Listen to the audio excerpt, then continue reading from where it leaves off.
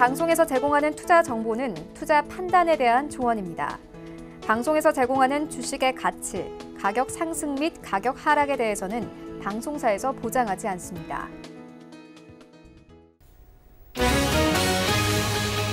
간추린 경제 뉴스입니다. 뉴욕 증시에서 주요 지수는 미국과 중국의 무역협상 관련 소식이 엇갈린 가운데 소폭 올랐습니다. 뉴욕 증권거래소에서 다우존스 지수는 전장보다 0.11%, S&P 500 지수는 0.05%, 나스닥 지수는 0.11% 상승하며 거래를 마쳤습니다. 홍콩 언론 사우스 차이나 모닝포스트는 미국산 농산물 구매와 지식재산권 문제 등이 미중 간 무역 협상에서 여전히 큰 난관으로 작용하고 있다고 보도했습니다. 포스트 측은 미국과 중국의 합의가 상당폭 진전됐다거나 합의 도달과 같은 표현을 쓰지 않은 점은 양측 이견이 여전하다는 징후라고 진단했습니다. 공정거래위원회가 포털 사이트 네이버에 대해 시장 지배적 지위를 남용한 것으로 판단하고 제재 절차에 들어갔습니다. 송상민 공정위 시장감시국장은 지난 15일 공정위 사무처장 주재로 열린 회의에서 네이버에 대한 심사 보고서를 완성해 네이버 측에 발송했다며 심사 보고서는 주제별로 3건이라고 밝혔습니다. 일본의 수출 규제에 따른 한일 간 WTO 양자 협의를 앞두고 우리 정부가 일본이 협의에 소극적이라면 분쟁 해결 기구에서 재판 절차를 적극적으로 검토하고 추진할 것이라고 강조했습니다. 산업통상자원부 측은 일본과 2차 양자 협의를 앞둔 현지 시간 18일 저녁 스위스에서 이같이 밝혔습니다.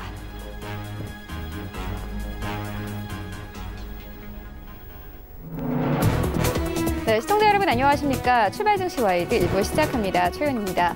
어제 우리 시장, 양시장 모두 보합권에서 마감이 됐습니다. 코스피 시장 소폭 하락하면서 2160선 겨우 지켜내면서 마감이 됐고요. 코스닥 시장 소폭 힘 받으면서 669선까지 오르면서 어제 시장 종가가 형성됐습니다. 일단 코스피 시장에서는 외국인들의 매도가 이어지고 있는데요. 외국인들 8거래 연속 코스피 시장에서 팔아치우고 있는 상황입니다. 또 어제 시장에서는 1,700억 원 넘게 팔아치웠는데요. MSCI 리밸런싱을 앞두고 시장에서 매물이 크게 출회되는 모습을 보였습니다. 반면에 코스닥 시장 외국인들 소폭이나마 좀 매수를 해주면서 669선에서 어제 시장 마감이 됐는데요. 이렇게 우리 시장 지지부진하는 사이 뉴욕 증시 3대 지수 모두 소폭이나마 상승하며 거래를 마쳤습니다. 미국과 중국의 무역 협상에 대한 여러 가지 이야기가 나오고 있는데요. 이런 시장 상황들 출발 증시 와이드 1부에서 정확하게 알아보도록 하겠습니다. 네, 먼저 글로벌 시시각각 시간에는요. 오늘 스위스 제네바에서 일본의 수출 통제 조치에 따른 WTO 2차 양자 협의가 개최됩니다. 함께 살펴보도록 하겠고요. 이어서 네이버의 일본 자회사 라인과 일본 포털업체 야후재팬이 경영 통합에 합의했습니다. 반면 공정위 제재 등의 악재도 있는 상황인데 전체적인 투자 의견 함께 들어보도록 하겠습니다. 이어지는 라이브 이슈타임에서는요. 코스피 상장사들의 연결 기준 분기별 영업이익이 정년 대비해서 4분기 연속 감소했습니다. 이에 따른 시장 상황 함께 짚어보도록 하겠고요. 이어서 지난 5월부터 내리막길을 걷던 이마트 주가가 이달 들어서 회복세를 보이고 있습니다. 함께 주가 흐름 짚어보도록 하겠습니다. 출발 증시 와이드 1부 지금 출발합니다.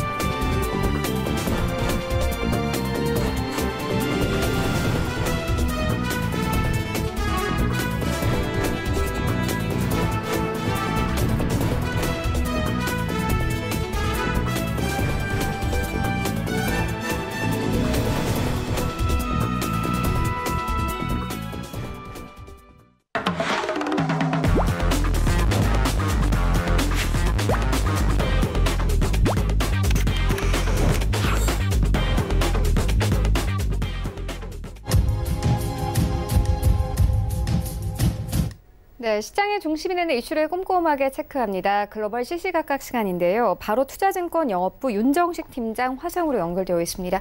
안녕하십니까? 네, 안녕하세요. 네, 먼저 시장 상황부터 짚고 가도록 하겠습니다. 네, 간밤에 뉴욕 증시 3대 지수 모두 강보합권에서 마감이 됐습니다. 일단 무역 협상에 대한 여러 가지 소식이 전해지면서 하락 출발했지만요. 트럼프 대통령과 파월 의장이 만났다라는 소식이 전해지면서 3대 지수가 모두 상승 전환이 됐습니다. 이런 시장 상황 조금 더 자세하게 짚어봐 주시죠. 네, 지수부터 먼저 정리를 좀 해드리겠습니다. 뉴욕 증시 3대 지수는 나란히 종가 기준으로 신고가를 갈아치웠습니다. 이 다우존스 산업 평균 지수는 전 거래일보다 0.11% 상승한 28,036.22에 거래를 마쳤고요. 이 S&P 500 지수는 0.05% 상승한 3,122.03, 그리고 나스닥 지수는 0.11% 상승한 8,549.94에 마감했습니다. 미국 증시 자체는 굉장히 좀 좋은 그런 분위기들을 많이 보여주고 있고요. 사실 미중 무역 협의에 대한 비관적인 태도, 트럼프 대통령의 발언에 이런 실망한 그런 매물들이 나오면서 하락 출발을 했지만 전체적으로 시장 자체는 긍정적인 부분들 상당히 좀 강했다라고 보시면 되겠습니다. 중국 정부 같은 경우는 중국 정부에서는 미국과 상호 추가 관세 철회에 원칙적으로 합의했다고 생각하면서 관세 철회를 아직 합의하지 않았다는 트럼프 대통령의 주장에 중국 정부가 낙담했다라고 얘기를 하면서 미중 무역 협상 전망에 대해 비관적이다라고 이런 부분들까지 나왔습니다. 미국이 중국을 상대로 구체적인 미국산 농산품 구매액을 합의문에 적시할 것을 요구하는 문제를 놓고 양국이 의견을 보이고 있다라고 언론에서 좀 전했는데요. 트럼프 대통령 같은 경우는 지난 8일이었죠. 백악관에서 기자들과 만나서 중국은 관세 철회를 원한다라면서 나는 아무 것에서 합의하지 않았다. 이 얘기가 나오면서 사실은 중국과 미국 결론적으로는 관세 철회 쪽으로 가면서 점진적으로 합의하지 않겠냐라고 예상했던 시장이 상당히 좀 혼란을 겪었었는데요. 트럼프 대통령이 얘기한 부분들은 중국은 철회를 원하지만 완전한 철회는 아니고, 그리고 자기도 그렇게 하지 않을 것이다. 이런 부분들을 얘기를 했었는데요. 하지만 중국 상무부에 따르면 중국 측 협상 대표인 류허 부총리는 지난 16일 미국 측 대표인 로버트 라이트하이저 무역 대표부 대표를 만나서 무역 대표 그리고 스티븐 무누신 재무장관과의 전화 통화로 1단계 무역 합의에 대해서 논의를 했고 건설적인 논의를 했다라고 밝혔습니다.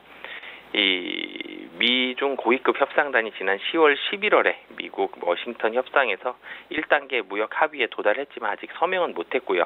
1단계 합의에 따라서 미국은 2,500억 달러, 우리 돈으로 한 300조 원 정도 되는 이 규모의 중국산 관세율을 25%에서 30%로 인상하기로 했던 이 계획을 연기를 했고요. 중국 같은 경우는 연간 400에서 500억 달러 규모의 미국산 농산물을 구매하기로 했습니다. 이러면서 사실 시장 분위기 상당히 좀 좋아졌었고, 트럼프 대통령과 시진핑 국가 주석이 11월 16일에서 17일 칠레 산티아고에서 열릴 예정인 아시아 태평양 경제 협력체 APEC 정상회의를 계기로 만나서 1단계 무역 협상에서 서명할 계획을 가지고 있었습니다. 하지만 칠레가 국내 대규모 시위 사태를 이유로 회의 개최를 취소하면서 서명 일정이 사실상 연기가 되면서 시장에서는 미국과 중국의 이런 분위기 사실은 좀 우려하는 그런 부분들이 점진적으로 다시 나오고 있고요. 하지만 전일 시장에서는 미국과 중국 무역 협상보다는 금리 쪽에 조금 더 포커스를 맞췄다라고 보시면 되겠습니다. 트럼프 대통령이 제롬 파월 미국 연방준비제도 의장을 직접 불러서 금리 인하를 압박했다라는 이런 보도들이 상당히 좀 많이 나왔었는데요. 파월 의장이 트럼프 대통령의 초청으로 백악관을 방문을 했고 스티븐 무누신 재무장관이 배석한 가운데 트럼프 대통령과 면담했다라고 미 중앙은행인 연준이 밝혔습니다. 트럼프 대통령은 트위터를 통해서는 파월 의장과 백악관에서 좋고 화기애애한 만남을 막 끝냈다라면서 금리, 마이너스 금리, 그리고 낮은 물가 상승률, 양적 완화, 중국, 유럽연합과의 무역 등 모든 것이 논의됐다라고 밝히면서 사실상 파월 의장에게 금리 인하를 요구했다는 뜻으로 시장을 받아들일 정도로 그런 내용들이 오갔다라고 보시면 되겠습니다. 백악관에서 이런 회동이 한 30분 정도 이루어졌는데요. 트럼프 대통령과 파월 의장이 회동한 것은 지난 2월 백악관 만찬 이후 처음일 정도로 사실 상당히 좀 오랜만에 이루어졌고요. 이 오랜만에 이루어진 만큼 어느 정도의 의사를, 트럼프 대통령의 의사를 이 파월 의장에게 전했을 것으로 보여집니다. 이 앞서 연준 같은 경우를 본다라면은 이 지난 30일이었죠. FOMC에서 금리를 0.25%포인트 인하하는 등 올 들어서 모두 세 차례 금리를 인하를 했고요. 하지만 이 세 차례 금리 인하 가지고는 트럼프 대통령의 이 마음에는 좀 차지 않는 그런 부분들이 있습니다. 경기 부양을 위해 마이너스 금리까지 주장을 하고 있는 이 트럼프 대통령은 이 연준이 세 차례 인하한 이런 부분에 있어서는 소극적이라면서 공개적으로 좀 불만을 많이 토로를 했었는데요. 이런 부분들에 대한 의사를 전일 같은 경우 이 트럼프 대통령이 보여줬다라고 보시면 되겠고요. 뭐 종목별로 조금 더 살펴본다라면은 에너지 업종이 좀 부진했습니다. 엑손모빌, 세브론, 코노코필립스, 이오지 리소스 등 이 셰일 오일 기업들 같은 경우는 전일 국제 유가가 하락한 이 여파들로 인해서 하락을 했는데요.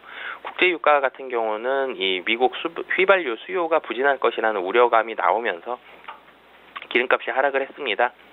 이 뉴욕 상업거래소에서 12월 인더분 서부 텍사스산 원유는 1.2% 내리는 57.05달러였고 브렌트유 같은 경우는 1.8% 정도 하락하면서 60달러대 초반을 보여주고 있습니다. 전체적으로 휘발유 수요가 상대적으로 낮을 것이다 이런 부분들이 나오면서 휘발유에 대한 가격이 하락을 했는데요. 그러면서 이 셰일 오일 관련된 기업들 적게는 엑손모빌이 가장 조금 하락을 했는데 1% 정도 하락했고요. 나머지도 한 2에서 3% 정도 하락하는 모습을 보여줬습니다. 그리고 캐터필러라든지 3M 이런 산업재 업종이라든지 UPS, 페덱스 같은 물류회사 이런 부분들은 미중 무역 협상에 대한 불확실성이 나오면서 하락을 했고요. 의류 업종들 같은 경우도 관세 철회 가능성이 악화되면서 1에서 3% 정도 하락을 했습니다. 이 상승한 종목들을 좀 본다라면은 엔비디아 같은 경우는 실적 개선 기대를 이유로 투자 의견이 상향되는 그런 모습들이 나왔는데 그러면서 4% 정도 상승을 했고요. 화장품 회사인 코티는 이 카일리 코스메틱 지분 51%를 6억 달러에 매입한다 이런 발표가 나오면서 2.6% 상승을 했습니다. 이 모건 스탠리가 목표 주가를 상향한 데이터 회사인 스플렁크는 3% 상승을 했고요. 여행 서비스 업체죠. 트립어드바이저는 부진한 실적 발표 이후에 밸류에이션에 긍정적인 영향이 나왔다 이러면서 1.5% 정도 상승하는 그런 모습들을 보여줬습니다. 전체적으로는 사실 에너지 업종 자체가 조금 하락을 했지만 그 외에는 섹터별로 크게 상승하거나 크게 하락한 섹터는 조금은 없는 어떻게 보면은 좀 관망세의 그런 시장을 미국 시장은 펼쳐졌다라고 보시면 되겠습니다. 네, 이어서 오늘 시장 우리 분위기를 또 결정할 이슈 하나 더 보고 가도록 하겠습니다. 스위스 제네바에서 일본의 수출 통제 조치에 따른 WTO 분쟁 해결 절차상의 2차 양자 협의를 오늘 개최하는데요. 오늘 아침에 좀 우리 측 대표가 일본이 소극적이면 재판 절차를 추진하겠다 이렇게 강력하게 말한 상황입니다. 이와 관련해서 어떻게 보고 계십니까?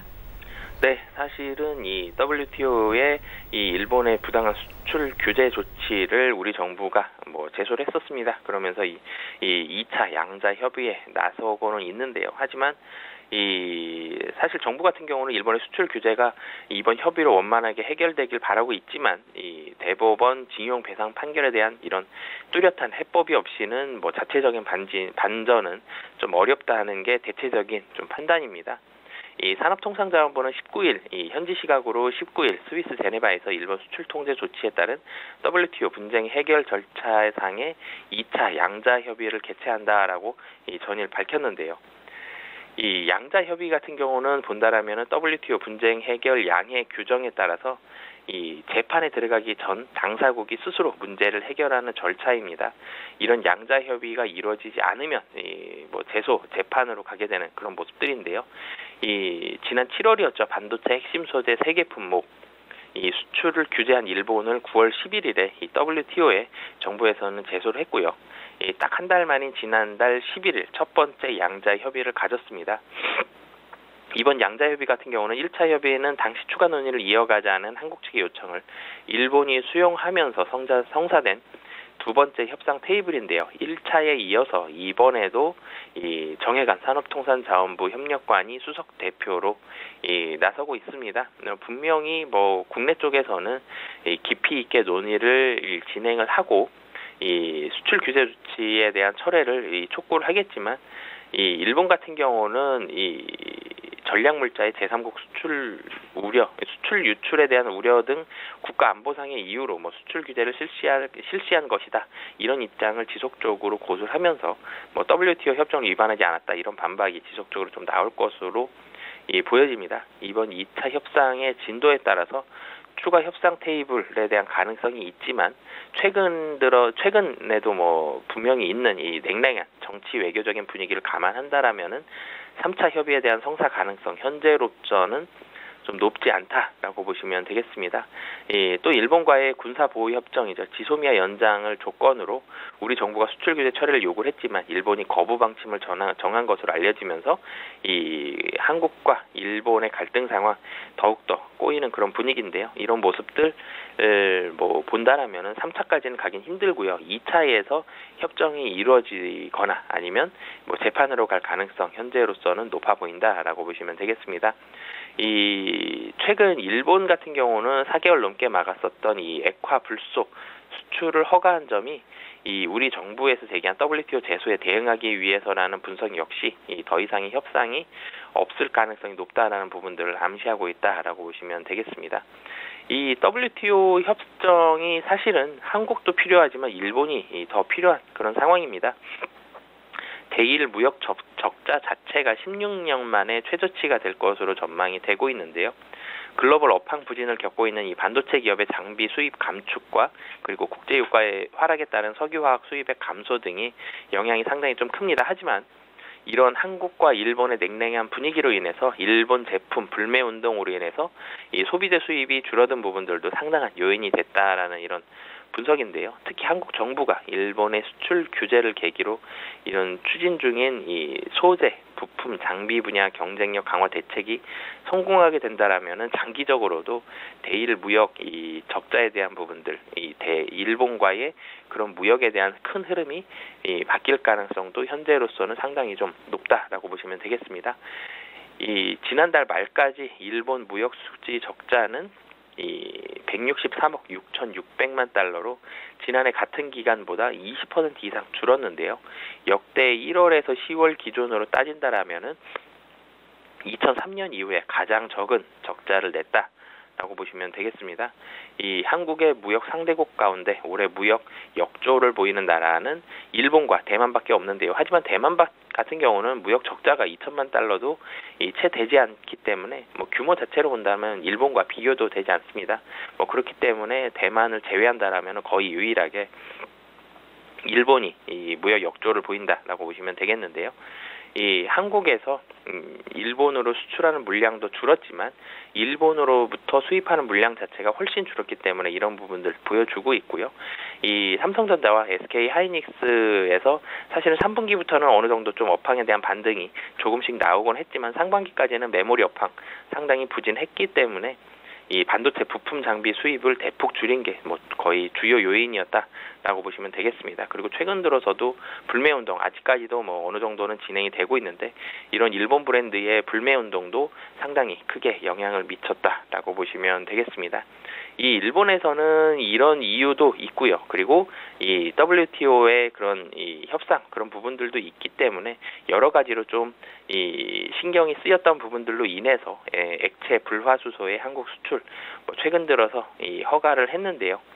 그동안 차단을 했었던 이런 액체 불화수소의 한국 수출 허가했던 부분 이런 부분들까지 본다라면은 일본에 대한 부분들 뭐 기대는 할 수는 있지만 그래도 일본의 태도 변화를 판단하기에는 아직까지는 좀 이르다는 지적도 많이 나오고 있는 그런 상황입니다.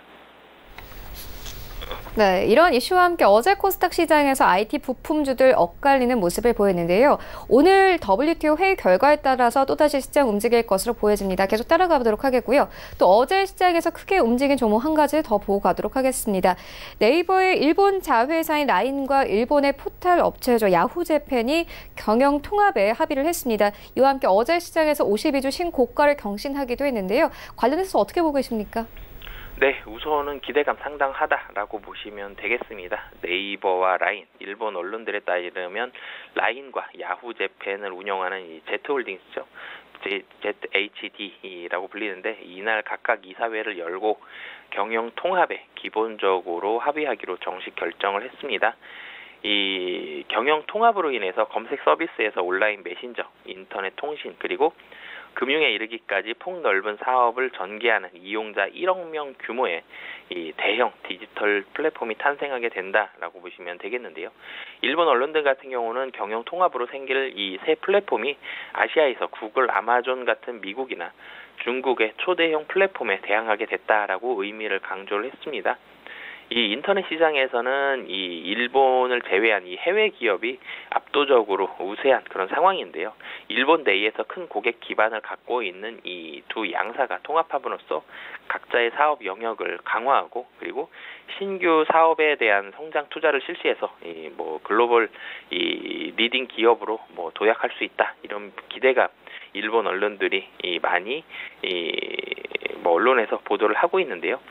하지만 두 회사의 이런 경영 통합이 실현되려면 일본 공정거래위원회의 이 독점금지법 위반 여부를 거쳐야 합니다. 이 네이버와 라인과 이 소프트뱅크죠. 이 야후재팬은 이 양측 내년 10월까지 통합 절차를 마무리하는 것을 목표로 하고 있는데요.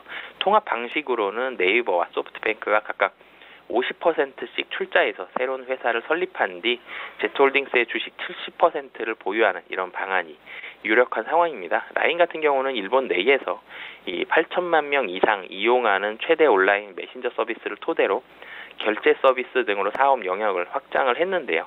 야후 재팬 같은 경우는 이 검색 포털 서비스를 바탕으로 해서 이 옥션과 동영상 서비스, 인터넷 상거래 그리고 스마트폰 결제 서비스 등으로 사업을 확장을 해왔습니다. 그러면서 이 두 회사가 합쳐진다라면은 이용자가 1억이 넘는 이 거대 공룡의 디지털 플랫폼이 탄생한다. 이런 부분들에 시장은 주목을 하고 있고요. 라인 같은 경우는 사실 국내에서는 좀 기반이 좀 약하지만 이 일본 같은 경우는 상당히 좀 기반이 강하기 때문에 그런 부분들 기대감 가지고 있고요. 국내에서 카카오가 이 최근 들어서 여러 가지 사업들을 많이 펼치고 있는 만큼 일본에서 이 라인 과 야후 재팬 그리고 포털에 있어서 사실 야후의 입지가 많이들 약해지고 있는데 그런 부분들도 충분히 커버를 하면서 이 일본 내에서의 입지를 많이 확장을 하고 그리고 두 회사의 경쟁력을 합쳐서 신규 사업에도 지속적으로 투자가 된다라면은 상당히 시장의 기대감 크다라고 보시면 되겠습니다. 네, 반면에 이 공정위 제재 등의 악재도 있는 상황입니다. 이미 이 이슈로 시장에서는 수익성 악화에 대한 우려도 나오고 있는데요. 이와 관련한 주가 흐름은 어떻게 보십니까? 네, 사실은 시장에서 전일 국내에서는 네이버에 대해서 공정위에 대한 우려감들 나왔고요. 공정위에 대한 이런 압박들 나오면서 이 시장의 우려감들이 있었고 일본에서는 네이버와 이 소프트뱅크 그러니까 라인과 야후재팬의 경영 통합이 기대가 된다. 사실 상반된 그런 내용들이 나왔었는데요. 시장은 이 공정위에 대한 제재보다는 네이버와 이 소프트뱅크의 합작에 좀 더 주목을 하고 있습니다. 그렇기 때문에 전일 사실은 수급적인 면에서 기관 매수세를 보여주면서 신고가 보여줬는데요. 이 일본에 대한 기대감들이 공정위에 대한 제재보다는 훨씬 크게 받아들여지고 있다라고 보시면 되겠고요. 최근 들어서 기관 수급도 상당히 좀 좋고요. 이 인터넷 플랫폼에 대한 주가들 카카오도 그렇고요, 네이버도 그렇고 이런 부분들 시장에서 이제는 이 투자가 들어가는 적자보다는 실질적으로 수익이 나는 흑자 회사에 대한 모습들이 강하기 때문에 이 업사이드도 가지고 있는 이 숫자가 좋은 흑자 회사 정도로 보시면 되겠습니다. 그렇기 때문에 지금 자리에서도 충분히 기대해 볼 만하다라는 모습들이 시장에서는 지배적이다라고 보시면 되겠습니다. 네, 지금까지 바로 투자증권 윤정식 팀장과 함께했습니다. 고맙습니다. 네, 감사합니다.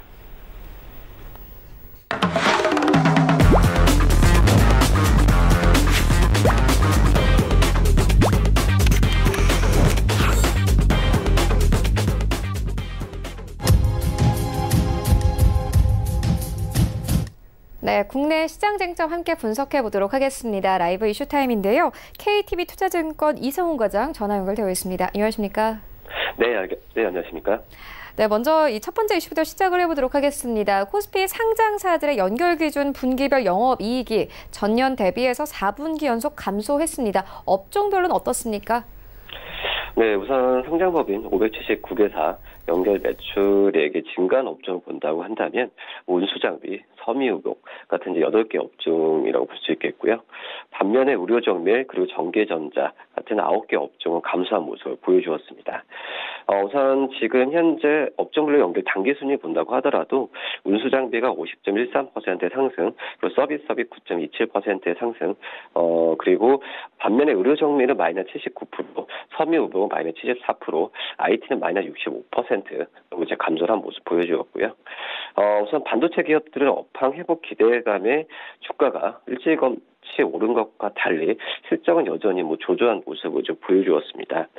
우선 삼성전자 같은 경우가 3분기 연결 누적 매출액이 170조 5,161억 원, 연결 영업이익은 20조 6,082억 원을 기록했는데 전년 동기 대비해서 7.5%, 57% 감소한 수치이고요.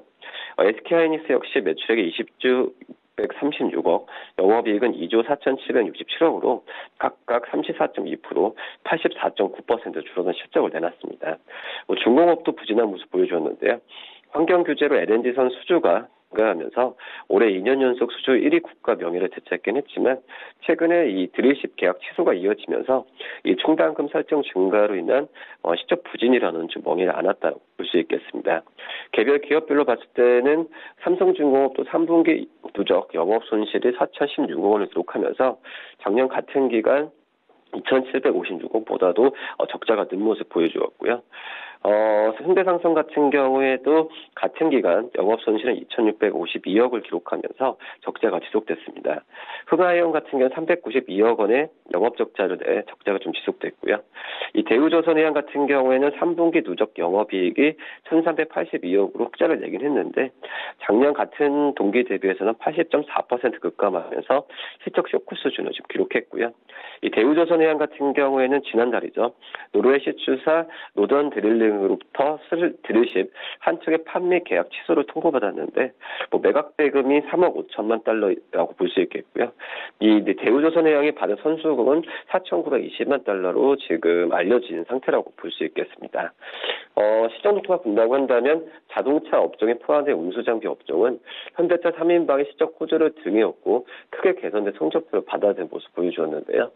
현대차 같은 경우에는 이 3분기 누적 매출액은 77조 9,223억, 영업이익은 2조 4,411억을 기록하면서 각각 8.86%, 27% 증대한 모습 보여주고 있고요. 현대모비스 같은 경우는 매출액이 27조 6,450억으로 8.39% 증가하고 영업이익은 1조 7,249억으로 19.51% 확대된 모습 보여주었습니다. 기아차 역시 3분기 누적 영업이익이 1조 4,192억으로 83% 가까이 급증하는 모습 보여주고 있습니다. 네, 전체적인 업종별 분위기 짚고 왔는데 이번에는 종목별로 하나씩 살펴보도록 하겠습니다. 먼저 이마트입니다. 지난 5월부터 좀 주가가 내리막이었는데 다시 이달 들어서 회복세 보이고 있습니다. 실적 바닥에 대한 기대감이 나오고 있는 상황인데요. 주가 흐름 어떻게 보고 계십니까? 네, 역시 3분기 흑자 전환에 성공하면서 실적 회복 기대감이 주가에 반영되고 있는 것으로 풀이되는데요. 이에 증권가에서는 이마트의 목표 주가를 잇따라 지금 상향 조정하고 있습니다.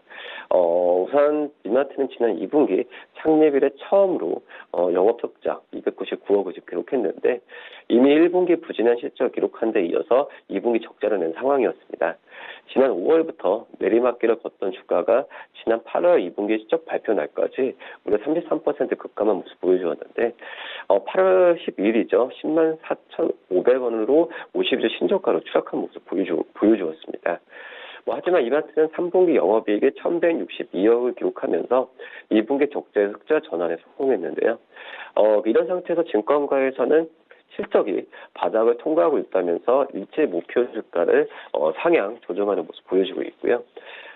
한 증권회사는 이마트 목표 주가를 기존의 14만 4천 원에서 17만 2천 원으로 지금 올린 상태고요. 이런 이유 같은 경우에는 역시 적극적인 이마트 판촉비에 대한 절감 노력, 그리고 이 전문적 구조조정 효과, 또 연결 자회사의 점진적 실적 개선 가능성을 감안해서 내년 실적 개선에 대해서 긍정적 평가를 했고요. 펀더멘탈 측면에서 봤을 때는 바닥통과 신호가 점점 강화하고 있는 것으로 좀 설명을 하고 있습니다. 우선 신한금융투자 같은 경우도 16만 5천 원, 대신증권도 16만 원, 유진투자증권도 17만 원 등 이 목표가를 상향 조정하는 모습 보여주고 있고요. 우선 4분기 이후에 전년 동기에 대비해서 기준점 하락폭이 좀 개선되고 이익률의 바닥을 확인한다는 의견은 지배적이라고 볼 수 있겠고요.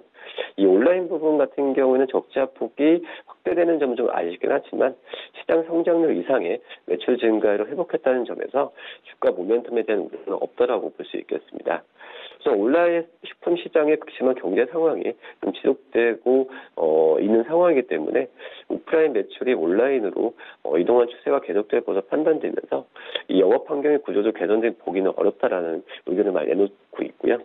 이마트가 구조적 비용 절감을 통해 수익성 개선을 위해 노력하고 있고 이 온라인 매출 성장률의 향상이 기대되고 있는 현재점에서 내년 실적에 대한 기대감으로 주가가 단기 반등할 가능성을 존재한다. 이런 평가가 좀 나와주고 있습니다. 네, 반면 어제 급락 나온 종목도 살펴보고 가도록 하겠습니다. 메지온 어제 시장에서 크게 하락했습니다. 임상 3상 결과를 발표했죠. 2차 지표에서는 유의미한 결과를 입증했지만 1차 지표에서는 그러지 못했습니다. 관련해서 좀 최근에 거래량이 많았던 만큼 투자하신 분들도 많을 것 같은데요. 주가 흐름 짚어봐 주시죠. 네, 메지온에 대해서 이번 주 초와 지난주 주말에 가장 시장에서 관심이 모아졌던 종목이라고 볼 수 있겠는데요. 이 메지온이 폰탄소적 환자의 합병증 치료제죠. 이 유대납의 임상 3상에서 이 운동 능력 개선 효과를 확인했지만 어떻게 보면은 일부 지표에서 유의성을 달성하지 못했다는 평가가 좀 나와졌습니다. 이 회사는 유대나필의 운동 능력 향상에 기반하면서 FDA의 이 신약 허가 신청 NDA에서 낸다라고 지금 밝혔고요. 메지온은 미국 심장학회 심포지엄에서 유대나필의 임상 3상 탑라인 데이터를 발표했습니다. 우선 지금 이번 임상은 현천성 담심 실증을 앓고 있는 청소년 환자 400명을 대상으로 안전성과 유효성을 확인하기 위해 실시한 상태라고 볼 수 있겠고요. 회사는 6개월간 유대나필을 복용한 환자들의 운동 능력이 이 위약군 대비해서 현저하게 향상되는 것을 유산소에서 무산소 운송으로 바뀌는 시점에 산소 소비량, 그리고 운동량, 또 호흡 내 이산화 탄소의 배출 비율 등 지표를 통해서 확인했다라고 좀 이렇게 밝혔습니다. 이 운동 능력 측정은 환자의 어떤 최대 능력치에서 최대 산소 소비량을 측정해 평가하는 방법이죠. 그리고 이 유산소에서 이 무산소로 바뀌는 시점에서의 산소 소비량을 측정해 평가하는 방법, 여기가 두 가지가 있는데요. 이 유대나필 복용 환자군에서 이 3.2% 향상되는 모습을 첫 번째 실험에서는 확인이 됐고, 위약군에서는 0%로 운동 능력 개선 효과를 확인한 상태인데, 하지만 통계학적 유의성을 달성하지 못했다는 의견입니다. 그렇기 때문에 유대나필을 복용한 환자군에서 2.9% 향상된 반면에 위약군에서 1% 감소하면서 이 통계학적으로 어떤 유의미한 어떤 결과가 나왔다라고 볼 수 있겠고요. 이번 심포지엄에서 미국 필라델피아 소아병원 소아심장의 스티븐 페러디 박사가 얘기했던 걸 빌린다고 한다면 이 폰탄 환자 같은 경우에는 이미 중심 정맥압이 높아져 있고 운동을 하더라도 더 이상 높아지기 어려울 정도이기 때문에 어떤 최대치에 도달하기란 매우 어렵다라는 부분을 내세웠습니다. 우선 최대치는 어떤 폰탄 수술을 받아서 독특한 생리학적 구조를 지닌 환자들에게 운동 능력을 측정하는 가장 좋은 측정 방법이 아니라는 부분이고, 그렇기 때문에 어떤 중심 정맥압의 제한을 받지 않기 때문에 훨씬 더 적합한 게 바로 이제 VAT 값이라고 좀 말씀을 했습니다. 좀 내용이 좀 어렵긴 하지만 결론으로 봤을 때는 이제 메지온 같은 경우에는 지금 현재가 좀 반반이라고 지금 시장에서 얘기를 하고 있고요. 메지온 관계자 같은 경우에는 임상 3상의 긍정적 결과와 또 다른 임상 시험들로부터 취합한 안정성 데이터, 또 FDA의 그 가이드라인에 맞춰서 신속하게 이 NDA 신약 허가 신청을 하겠다라는 걸 얘기를 했습니다. 미국 소아심장 네트워크와 또 파트너십을 통해서 이 유대나필의 그 장기 복용에 대한 안정성 평가를 위한 실험을 진행하고 있고, 폰탄 환자의 간질환에 대한 치료 효과를 평가하기 위한 연구도 하고 있다라고 좀 밝혔고요. 시장에서는 이 유대나필의 최종 성공 가능성에 무게를 좀 더 두고 있습니다. 우선 FDA가 이 신약 허가 신청 제출 진행을 결정한 걸만 본다고 하더라도 지금 현재는 이 어떤 결과에 대한 중요성을 충분히 인지하고 받아들인 현재 상태라고 볼 수 있겠고, 내년 1분기 내로 이 신약 허가 신청을 제출하면서 연내 최종 승인을 획득할 가능성이 크지 않나 이렇게 좀 평가를 하고 있습니다. 우선 임상을 통해서 폰탄 소속 환자의 예후 관리를 위해서 사용하는 지표로서 말씀드렸던 이 VAT가 적절함을 좀 확인했고, 유대나필은 이를 개선시킬 수 있음을 좀 입증했다라고 좀 평가고요. 이 폰탄 소속 환자의 예후 관리에 대한 새로운 지표를 제시했다라는 평가도 있습니다. 폰탄 소속 같은 경우에는 심실이 한 개만 있거나 한쪽 심실이 매우 작은 선천적 심장기형 어린이가 정상적인 심장 기능을 수행할 수 있도록 하는 3단계 수술 중 마지막 단계 수술인데요. 이 폰탄 소속 환자는 정맥의 힘으로만 폐동맥으로 혈액이 순환하면서 정맥 압력이 높아지면서 간경화나 간암 같은 등이 발생하고, 또 혈전이 생겨서 뇌경색으로 이어지면서 여러 합병증으로 생존 확률이 낮습니다. 미국 기준을 봤을 때도 폰탄 소속 환자 수는 7만여 명으로 추정이 되고 있기 때문에 매주원에 대한 좀 정확한 부분을 아셔야 되지 않을까 생각이 됩니다. 네, 바이오주는 좀 종목별로 희비가 엇갈린 가운데 어제 전체적으로 잘 갔던 종목도 있습니다. 반도체 종목들 어제 전체적으로 좀 괜찮은데 특히나 SK 하이닉스 52주 신고가 어제 시장에서 경신을 했습니다. 실적 바닥에 대한 기대감 나오고 있습니다. 주가 전망 어떻게 보십니까? 네, 올해 그 SK 하이닉스에 대해서 좀 주가 상승이 실적과 함께 뜨겁게 지금 시장의 관심을 모아주고 있는데요. 우선 지난 24일에 발표했던 올해 3분기 영업이익이 4,725억 1,100만 원을 기록했는데, 영업이익 같은 경우에 전년 동기 대비 93%, 전분기 대비해서 26% 급감했지만 예상보다 양호한 어떤 드램 출하량, 또 낸드, 낸드에 대한 평균 판매 단가 힘입어서 컨센서스를 30% 이상 상회하는 어닝 서프라이즈를 시현한 수치라고 볼 수 있겠습니다. 이 같은 소식이 진해지면서 최근에 외국인과 기관의 동반 순매수가 계속 나와주고 있고요. 우선 외국인 같은 경우는 지난 9월 이후에 우선 지금 그 SK하이닉스에 대한 주식을 꽤 많이 지금 사고 있다라고 볼 수 있겠고, 좀 삼성전자와는 어떻게 보면 약간 좀 다른 반대 흐름을 지금 외국인 쪽에서의 수급으로 좀 보여주고 있다 이렇게 볼 수 있겠습니다. 우선 SK하이닉스 중국 의존도가 높긴 한데 수익 구조의 투자 심리에 부정적 영향을 그 전부터는 계속 미쳤지만은 최근 발표된 중국 GDP 성장률이 27년 만에 가장 낮은 수치로 좀 기록을 했고, 미국과 중국의 지금 무역 분야 장기화로 주요 고객사죠. 이 화해를 둘러싼 갈등이 지속되면서 이 상반기 때는 SK하이닉스 주가가 신통치 못했던 게 사실이었습니다. 하지만 3분기 실적 발표를 통해서 하방 압력으로 작용했던 낸드 부분의 적자 감소, 또 디램 재고 정상화가 확인되면서 이 같은 우려를 상쇄했고요. 실제로 디램 부분 빅그로스가 빅그로스라고 한다면 1비트 단위에서 메모리 반도체 생산량 증가율인데, 이 디램 부분의 빅그로스가 지금 23%에 달했고, 낸드의 평균 판매 단가도 7분기 만에 상승세로 돌아섰습니다. 이 모바일과 서버를 중심으로 수요가 회복되고 있다는 점에 주목할 필요가 있는데요. 이 메모리 공급업체들이 미리 재고를 축적하는 수요를 감안하더라도 재고 정상 범위를 회복하고 있다는 점이 중요합니다. 2020년 이후에 본격적인 실적 반등과 반도체 업종의 상승 사이클에 대한 재개에 대한 기대감도 외국이 기한을 이끄는 긍정적 재료를 꼽히는데요. 올 4분기까지 바닥을 확인한 뒤에 2020년 업황이 턴어라운드에 진입하면서 영업이 6조 원대를 회복할 가능성이 크다라는 분석이고요. 우선 계속된 매크로 불확실성, 또 국제 정세의 혼란성 국면에서도 이 메모리 인더스트리 같은 경우에는 재고 정상화와 또 수요 증가 사이클에 진입하는 단계라고 볼 수 있겠고, 올해 하반기를 바닥으로 점진적으로 회복하면서 내년 매출이죠. 29조 9천억, 그리고 영업이익 6조 3천억 정도가 예상이 된다라고 볼 수 있겠습니다. 4분기에 일시적인 전방수급 공백이 발생할 수 있긴 하지만 2020년 수급의 회복 가시성 매우 뚜렷한 상황이라고 볼 수 있겠고요. 통상적으로 봤을 때도 이 업턴 2년 또 다운턴 1년 주기로 반복하는 반도체 업황을 감안할 때 중장기 관점에서 비중 확대해야 된다는 게 증권사 의견이라고 볼 수 있겠습니다. 다만 일각에서는 수요 회복에 대한 지나친 기대가 오히려 악재가 될 수 있다는 우려의 목소리도 제기되는데요. 이 디램 가격 본격적인 반등 시점이 예상보다 늦어질 경우에 뒤따라올 공급 부담과 맞물려면서 실적에 부담이 될 것이라는 지적입니다. 이 한일 무역 분쟁으로 재고 부담을 느낀 판매자들이 디램 가격 낮추면서 이 파생된 이 출하 증가가 이 3분 실적을 견인한 것으로 보여지고 있는데 이 공급 확대로 판가 반등 시점이 소폭 지연될 가능성이 높아진 만큼 이 본격적인 이익 회복 시기도 2020년 2분기 이후로 늦춰질 가능성이 크다 이런 평가가 있다 이렇게 정리할 수 있겠습니다.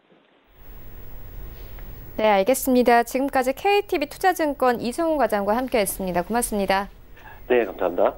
네, 1부는 여기서 모두 마치도록 하고요. 잠시 후 2부에서는 전문가들과 함께하는 종목 라이브쇼, 라이브 매매타임이 이어집니다. 여기에 더해서 오늘 장에서 이슈몰이를 하고 있는 특징주까지 꼼꼼하게 살펴봐 드리겠습니다. 채널 고정해 주시고요. 저희는 잠시 후 2부로 다시 찾아오도록 하겠습니다.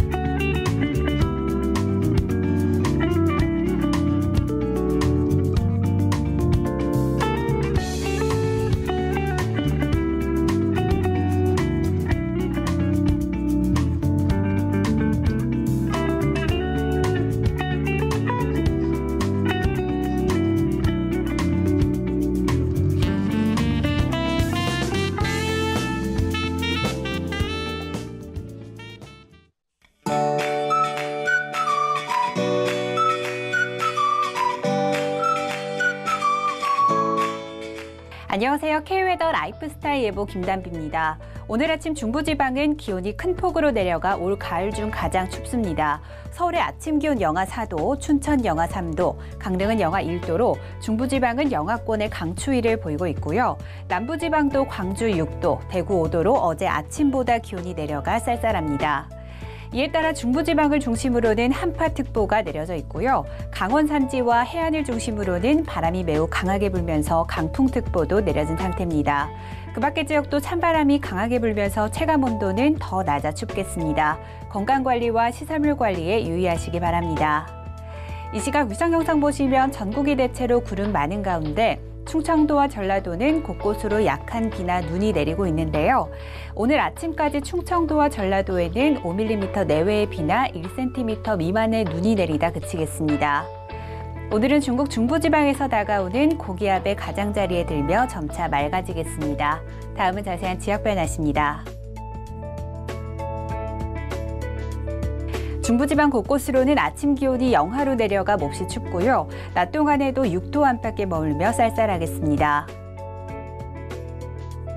동해안 강원 영동 지역은 바람이 매우 강하게 불겠고요. 낮 기온은 강릉 7도, 속초는 6도를 보이겠습니다.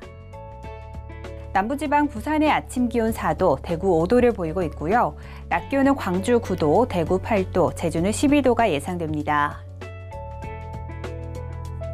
전해상의 물결이 최고 4m까지 매우 거세게 일면서 현재 대부분 해상에는 풍랑특보가 내려져 있습니다. 항해나 조업하는 선박들은 각별히 주의하시기 바랍니다. 이번 추위는 내일 낮부터 점차 풀리겠고요. 일요일에는 전국에 비가 내릴 전망입니다. 날씨였습니다.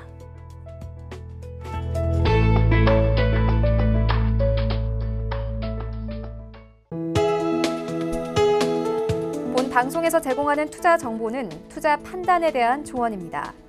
방송에서 제공하는 주식의 가치, 가격 상승 및 가격 하락에 대해서는 방송사에서 보장하지 않습니다.